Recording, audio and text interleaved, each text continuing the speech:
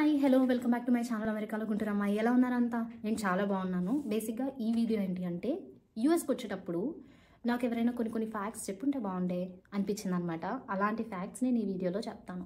ప్రతి ఒక్క స్టూడెంట్కి హెల్ప్ అవుతుంది. ఇప్పుడు మాస్టర్స్ చేస్తున్న స్టూడెంట్స్కి కానీ, ఇండియాలో మాస్టర్స్ చేయాలి అనుకుంటున్న వాళ్ళు కానీ అందరికీ హెల్ప్ అవుతుంది. లాస్ట్ వరకు చూడండి. ఏంటి అంటే ఈ వీడియోలో నేను ఏం కవర్ చేస్తున్నాను అంటే చిన్న మిస్టేక్స్ చేస్తాం కదా. యూఎస్లో చిన్న మిస్టేక్స్ చేస్తే ఎలాంటి ఎఫెక్ట్స్ ఉంటాయి అంటే మన మాస్టర్స్ రిలేటెడ్ కానీ, వీసా రిలేటెడ్ కానీ, ఇమిగ్రేషన్ రిలేటెడ్ కానీ చిన్న మిస్టేక్ చేస్తే ఆ చిన్న మిస్టేక్ వల్ల చాలా ఎఫెక్ట్ అవుతుంది. మన తల మీద వచ్చి పడుతుంది. అది పెద్ద ఎఫెక్ట్ అవుతుంది. సో అలాంటి మిస్టేక్స్ ఎవరైనా చెప్పుంటే బాగుండే అనిపిస్తుంది కదా. అలాంటి మిస్టేక్స్ గురించి నేను ఇప్పుడు చెప్తాను. సో దట్ మీరు ఆ మిస్టేక్స్ చేయకుండా ఉంటారు. నాకు ఫస్ట్ థింగ్ అనిపించింది ఏంటి అంటే, ఫస్ట్ మిస్టేక్, మనం కోర్స్ సెలెక్ట్ చేసుకుంటాం కదా ఇండియాలో ఉండి. ఆ కోర్స్ సెలెక్ట్ చేసుకునేటప్పుడు చాలా జాగ్రత్తగా సెలెక్ట్ చేసుకోవాలి. ఎందుకంటే చాలా కాలేజెస్లో అన్ని కోర్సెస్ స్టెమ్ అప్రూవ్డ్ ఉండదు. మనం స్టెమ్ అప్రూవ్డ్ కోర్స్ని పక్కా తీసుకోవాలి. ఎందుకంటే 3 years ఓపీటీ వస్తుంది. అసలు స్టెమ్ అప్రూవ్డ్ అంటే ఏంటి ఇదంతా నేను చెప్తాను. బేసిక్గా మనం F1 వీసా మీద వస్తాం కదా. F1 వీసా అంటే ఏంటి? Student visa. మనకి 2 years మాస్టర్స్ చేస్తాం. తర్వాత 1 year ఏ కోర్స్ తీసుకున్నా కానీ ఓపీటీ వస్తుంది. సో ఓపీటీ తర్వాత ఇంకో 2 years ఎలా ఉంటారు? ఇంకొక 2 years స్టెమ్ ఓపీటీ ఎక్స్టెన్షన్ అనేది వస్తుంది. ఎప్పుడు మీ కోర్స్ అనేది స్టెమ్ అప్రూవ్డ్ అయితే. సో ఏదైతే మీరు కోర్స్ అనేది స్టెమ్ అప్రూవ్డ్ కోర్స్ తీసుకోకపోతే ఈ స్టెమ్ ఎక్స్టెన్షన్ రాదు. సో 1 year ఓపీటీ అయిపోగానే చలో India or second masters. So 2 years extra ఉండొచ్చు కదా స్టెమ్ ఓపీటీ తీసుకుంటే, స్టెమ్ కోర్స్ తీసుకుంటే. సో ఈ మిస్టేక్ వల్ల చాలామంది ఎఫెక్ట్ అవుతారు. నాకు తెలిసిన ఒక అతను ఫేస్బుక్లో కూడా పెట్టాడు అనమాట ఈ ఇష్యూ గురించి. తనకు తెలియకుండా stem OPT stem approved course తీసుకోలేదు. సో ఇప్పుడు ఏం చేయాలి అని పెడితే వేరే వాళ్ళు ఇచ్చిన సజెషన్స్ ఏంటి అంటే మళ్ళీ మాస్టర్స్ చేయండి ఆర్ పిహెచ్డి చేయండి అని. సో తను ఇప్పుడు మళ్ళీ మాస్టర్స్ చేస్తే వచ్చేదేంటి?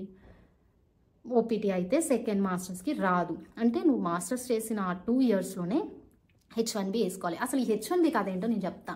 మీరు 3 years వర్క్ ఆథరైజేషన్, ఈ ఓపీటీ అనేది వర్క్ ఆథరైజేషన్, ఈ 3 years వర్క్ ఆథరైజేషన్ తీసుకొని ఉంటారు కదా ఇక్కడ. ఆ టైంలో మీరు కాదు, మీ ఎంప్లాయర్ అంటే మీకు ఎవరైతే ఎంప్లాయ్మెంట్ ఇచ్చారో వాళ్ళు H1B వేస్తారనమాట. H1B అనేది ఒక లాటరీ. నేను H1B గురించి వీడియో చేశాను, కింద లింక్ పెడతాను చూడండి వెళ్ళి, తెలియని వాళ్ళు. సో ఆ లాటరీ అనేది ఏంటి? అది ఒక వర్క్ వీసా. మనం ఆల్రెడీ స్టూడెంట్ వీసా మీద వస్తాం కాబట్టి వర్క్ వీసాకి ట్రాన్స్ఫర్ అవ్వడానికి అదొక ఆప్షన్. వర్క్ చేసుకోవచ్చు అఫీషియల్గా. మనకి వర్క్ ఆథరైజేషన్ ఉంది కానీ దానికి ఎక్స్పైరీ డేట్ ఉంది. సో ఆ ఎక్స్పైరీ డేట్ అయిపోయిన తర్వాత ఇండియా వెళ్ళకుండా మనకి ఇక్కడే ఉండే ఛాన్స్ H1B. సో H1B అనేది 3 chances ఉంటాయి. ఇయర్కి వన్స్ ఉంటుంది. సో ఆ 3 years 3 chances వస్తాయి. ఒకవేళ మీది స్టెమ్ కాకపోతే 1 chance వస్తుంది. సో ఎంత ఇంపార్టెంట్ చూసారా స్టెమ్ అవ్వడము? మీ కోర్సు చాలా ఇంపార్టెంట్ కదా. 2 years లూజ్ అవుతారు అనవసరంగా తెలియకుండా వస్తే. సో ఆ 3 years 3 times కూడా H1B రాని వాళ్ళని నేను చాలామందిని చూశాను. 3 times H1B రాకపోతే వాళ్ళు మళ్ళీ కోర్స్ తీసుకుంటారు. మాస్టర్స్ కానీ పిహెచ్డి కానీ ఇక్కడ ఉండాలి అనుకున్న వాళ్ళు. అలా మాస్టర్స్ తీసుకుంటే చాలామందికి, నాకు మొన్నటి వరకు తెలియదు ఈ విషయము, మళ్ళీ మాస్టర్స్ తీసుకుంటే మనకి ఓన్లీ మాస్టర్స్ చేసిన టైంలోనే H1B వేసుకోవచ్చు అంట. సెకండ్ మాస్టర్స్ ఎలా తీసుకుంటారు అంటే Day 1 CPTతో ఇలా తీసుకుంటారంట. కొంచెం మంది అప్గ్రేడ్ అవ్వడానికి, వాళ్ళు టాలెంట్ అప్గ్రేడ్ అవ్వడానికి, లేకుంటే ఇప్పుడు కంప్యూటర్ సైన్స్లో ఇంకా ఏదన్నా కోర్స్లో ఇంకా ఎక్కువ తెలుసుకోవాలి అనుకుంటే అలా మాస్టర్స్ తీసుకుంటారు కదా. అలా మళ్ళీ మాస్టర్స్ తీసుకుంటారు. లేకపోతే ఇంకా ఎక్కువ తెలుసుకోవాలి అనుకుంటే పిహెచ్డి తీసుకుంటారు. పిహెచ్డి 4-5 years ఉంటుంది. అందరికీ సెట్ కాదు పిహెచ్డి. సో మాస్టర్స్ తీసుకుంటారు. మళ్ళీ మాస్టర్స్ తీసుకోవడం వల్ల ఆ 2 years మీకు H1B వేసుకోవడానికి 2 chances వస్తాయి. దాని తర్వాత మీకు ఓపీటీ ఉండదు. దాని తర్వాత అయినా ఇండియా వెళ్ళాలి, లేకుంటే మళ్ళీ మాస్టర్స్ కానీ పిహెచ్డి కానీ చేయాలి. సో ఇక్కడ ఒక లూప్ అనేది రన్ అవుతూ ఉంది కదా వర్క్ వీసా గురించి. అండ్ నాకు తెలిసి అయితే అది మన చేతిలో ఉండదు. ఎందుకంటే అది లాటరీ. ఎవరి పేరు సెలెక్ట్ అయితే వాళ్ళకే వస్తుంది. H1B అనేది లాటరీ కింద ఎందుకు పెట్టారో నాకు తెలీదు. Because it should be dependent on your skill set కదా. H1B అనేది ఏంటి? Work visa. ఓకే, స్కిల్స్ ఉన్న పర్సన్స్నే తీసుకోవాలి అనుకున్నప్పుడు లాటరీ బేస్గా ఎలా తీసుకుంటున్నారో నాకు తెలీదు. బట్ అది లాటరీ బేస్డ్, మన చేతిలో ఉండదు. సో ఇది మనం పక్కా గుర్తుంచుకోవాల్సిన విషయం. మన చేతిలో ఉండని దాన్ని మనం ఏం చేయలేం. కాబట్టి వచ్చిన తర్వాత ఆ 3 yearsలో నీకు H1B రాకపోతే మళ్ళీ మాస్టర్స్ చేస్తావు. మళ్ళీ మాస్టర్స్ చేసిన తర్వాత కూడా రాకపోతే మళ్ళీ మాస్టర్స్ చేస్తావు, పిహెచ్డి చేస్తావు, నీ ఇష్టం. సో ఇది ఒక ఫ్యాక్ట్. తర్వాత ఇంకొక థింగ్ ఏంటి అంటే యూఎస్కి వచ్చేసిన తర్వాత బాగా సంపాదించేస్తాము, లోన్ ఎంతసేపు 6 మంత్స్ ఆర్ 1 ఇయర్లో కంప్లీట్ చేస్తాము అని అనుకుంటారు కదా. దాని గురించి మాట్లాడుకుందాం. యూఎస్ వచ్చిన తర్వాత ఇప్పుడున్న సిచ్యువేషన్స్లో జాబ్ దొరకడమే కష్టం. ఒకవేళ మీరు మాస్టర్స్ కోసం ఒక 30 lakhs మినిమం 30 lakhs స్పెండ్ చేశారు అనుకుందాం. స్పెండ్ చేశారు 1.5 year ఆర్ 2 years స్పెండ్ చేశారు. దాని తర్వాత వెంటనే జాబ్ వచ్చేసింది అనుకుందాం. వెంటనే జాబ్ వచ్చినా కానీ ఏ స్టేట్లో అయినా కానీ on average 80K per year వస్తుంది అనుకుందాం. $80K ఆన్ యావరేజ్ చెప్తున్నాను. 80K కంటే ఎక్కువ వస్తే మీరు సేవ్ చేసుకుంటారు, 80K కంటే తక్కువ వస్తే కొంచెం స్ట్రెస్ ఫీల్ అవుతారు. సో 80K వస్తుంటే మీకు అన్ని ట్యాక్సెస్, ఎక్స్ట్రా థింగ్స్ వగైరా వగైరా అంటే హెల్త్ ఇన్సూరెన్స్ కానీ ఇలాంటివన్నీ ఎక్స్ట్రా అన్నీ పోతే మీకు వచ్చేది ఎంత, ఒక 4K వస్తుంది పర్ మంత్. 4Kలో మీకు ఏ స్టేట్లో ఉన్నా కానీ ఆన్ యావరేజ్ 1500 to 2000 అవుతుంది. ఎలా అంటే ఒక రూమ్ రెంట్, మీరు ప్రైవేట్ రూమ్ తీసుకుంటారు కదా మీకు జాబ్ చేస్తున్నారంటే, ఇంపార్టెంట్ ఎందుకంటే మీకు మీటింగ్స్ ఉంటాయి అన్నీ ఉంటాయి కాబట్టి ఒక ప్రైవేట్ రూమ్ ఆన్ యావరేజ్ $800 అయితే పక్కా ఉంటుంది. ఇంకా దానికంటే తక్కువ ఉంటే అలాంటి స్టేట్స్లో అలానే వస్తుంది శాలరీ కూడా. సో నేను యావరేజ్ చెప్తున్నాను కాబట్టి యావరేజ్ ఒక $800 ఉంటుంది. దాని తర్వాత మీకు ఎక్స్పెన్సెస్ ఒక 300 to 400 అవుతాయి with utilities and everything. And దాని తర్వాత మీకు ఒకవేళ ఆఫీస్కి వెళ్ళాలి, కార్ లేకపోతే క్యాబ్కైనా కానీ లేకుంటే కార్కైనా కానీ ఖర్చు అవుతుంది కదా. కార్ కొంటే ఎక్కువ ఖర్చు అవుతుంది, $800 దాకా అవ్వచ్చు కార్ బట్టి. ఇంకా ఎక్కువ కూడా 1000 కూడా కట్టే వాళ్ళు ఉంటారు. ఒకవేళ కార్ తీసుకోకపోతే క్యాబ్స్కి డిస్టెన్స్ బట్టి ఒక $200 to 400 అయితే అవ్వచ్చు.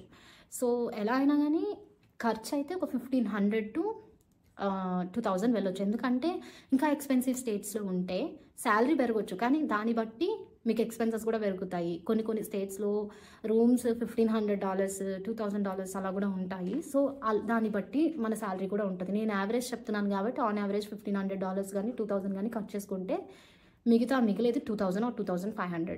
2500 అనుకున్నా కానీ 2 lakhs సెండ్ చేయగలుగుతారు ఇండియాకి గట్టిగా. మిమ్మల్ని మీరు స్ట్రెస్ చేసుకొని ఏమి బేసిక్ థింగ్స్తో బతికితే 2 lakhs సెండ్ చేయగలుగుతారు. కొంచెం చిల్ అవుదాం, ట్రిప్స్ వేద్దాం అది ఇది అనుకుంటే 1.5 lakh or 1 lakh పంపిస్తారు. సో ఒక 1.5 lakh ఆన్ యావరేజ్ ఇంటికి పంపిస్తున్నారు ఆర్ మీరు లోన్ క్లియర్ చేస్తున్నారు అనుకుందాం. 1.5 lakh మీరు ఎన్ని ఇయర్స్ పంపిస్తారు? మీరు ఇక్కడ ఉన్నంత వరకే కదా. అంటే మీకు H1B రావాలి. H1B వచ్చిన వాళ్ళ గురించి నేను చెప్పట్లేదు, they are super lucky. H1B రాకపోతే OPT మీద ఉన్నారు మీరు అనుకుందాం. OPT 3 years ఉంటుంది కదా. 1 year ఉంటే ఇంకా అది అన్లక్ అనమాట. 3 years ఉంటే మీరు మీ లోన్ క్లియర్ చేసుకోవడానికి ఒక 2 years పడుతుంది మినిమం. 2 years తర్వాత ఆ ఒక్క ఇయర్ కొంచెం సేవింగ్స్ దగ్గరికి వెళ్ళొచ్చు మీరు. కానీ ఆ 2 years ఎప్పుడు పడుతుంది? మీరు బాగా టైట్ సిచ్యువేషన్స్లో ఉండి కొంచెం ప్రతి దాంట్లో సేవింగ్స్ చేసుకుంటూ వచ్చి బేసిక్గా బతికితే 2 years పడుతుంది. ఇంకా ఎక్కువ కూడా పట్టొచ్చు ఒకవేళ మీకు 80K శాలరీ వచ్చి 30 lakhs అయితే. సో ఇప్పుడు ఈ లెక్కలో మీరు చూస్తే 1.5 lakh పంపిస్తుంటే మీకు 2 years పడుతుంది కదా లోన్ క్లియర్ చేయడానికి. 2 years OPT పీరియడ్ అయిపోయింది, 1 year ఉంటుంది.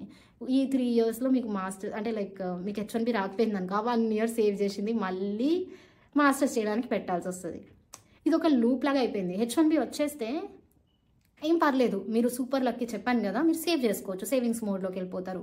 H1B రాకపోతే మాత్రం మళ్ళీ ఒక లూప్లోకి వెళ్తారనమాట. సో ఇది అనేది totally dependent on your luck. And ఇంకొక థింగ్ ఏంటి అంటే ఇప్పుడు ఈ 3 years టైం పీరియడ్లో జాబ్ రావడానికి చాలా టైం పడుతుంది చాలామందికి. అసలు జాబ్ రాకుండా ఇండియా వెళ్ళిపోవాల్సిన సిచ్యువేషన్స్ కూడా చాలామందికి వస్తున్నాయి. ఇలా వస్తే ఇష్యూ అవుతుంది కదా. ఒకవేళ మీరు ఒక 3 months తర్వాత జాబ్ రావట్లేదు అంటే ఇండియా వెళ్ళిపోవాల్సి వస్తుంది, లేకుంటే చాలా ఇష్యూస్ అయితే అవుతాయి. మీ ఎక్స్పెన్సెస్ కానీ చాలా అవుతుంది కదా మీకు జాబ్ రానంత వరకు. ప్రతి మంత్ మీకు చాలా ఎక్స్పెన్సివ్. ఇక్కడ ఇండియా నుంచి అయితే తెచ్చుకోలేరు మనీ. అలా అని మీరు పార్ట్ టైంలో చేసుకుంటూ కూర్చోలేరు. జాబ్ అనేది మ్యాండేటరీ, పక్కా రావాలి తర్వాత. ఎందుకంటే మీరు లోన్ అనేది స్టార్ట్ అవుతుంది, మీరు కట్టుకోవాల్సి వస్తుంది కాబట్టి లోన్ కట్టుకోవాలి అంటే మీరు పక్కా సంపాదించాలి. సో ఇది అనేది ఒక లూప్ లాగా అవుతుంది అనమాట. లూప్ లాగా అవ్వడం వల్ల చాలామంది ఇప్పుడు జాబ్స్ రెసెషన్ వల్ల చాలా స్ట్రెస్ అయిపోతుంది అనమాట.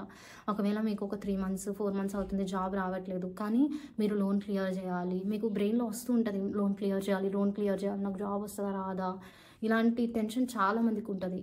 జాబ్ ఒకవేళ రాకపోతే మాత్రం చాలా ప్రాబ్లమ్. స్టార్ట్ చేయడం లోన్ క్లియరెన్స్ తర్వాత H1B వస్తే it's fine, totally fine. H1B రాకపోతే మాత్రం ఇంకా మీరు జస్ట్ మీతో పాటు మీరు తీసుకెళ్ళేది మీ మాస్టర్స్ డిగ్రీ అవుతుంది, లేకుంటే 1 ఇయర్ సేవింగ్స్ అవుతాయి.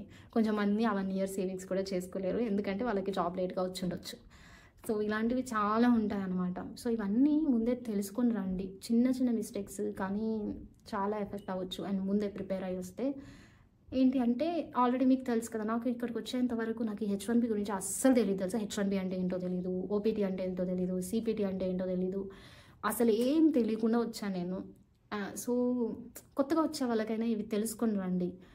సో మీకు ఈ వీడియో హెల్ప్ అవుతుంది అని అనుకుంటున్నాను. లాస్ట్ వరకు చూసి నన్ను సపోర్ట్ చేసిన వాళ్ళందరికీ thank you so much. Information videos only long videos కాకుండా షార్ట్స్ కూడా చేద్దాం అనుకున్నాను. ఇలాంటి మెయిన్ ఇంపార్టెంట్ పాయింట్స్ ఉంటాయి కదా, ఏవైతే మీరు చేయకూడదు మిస్టేక్స్, వాటిని నేను షార్ట్స్లో అప్లోడ్ చేస్తాను. పక్కా నా షార్ట్స్ చూడండి, మీకు కూడా హెల్ప్ అవ్వచ్చు. సో నా వీడియోస్ మీకు నచ్చినట్లయితే లైక్ చేయండి, షేర్ చేయండి, సబ్స్క్రైబ్ కూడా చేయండి.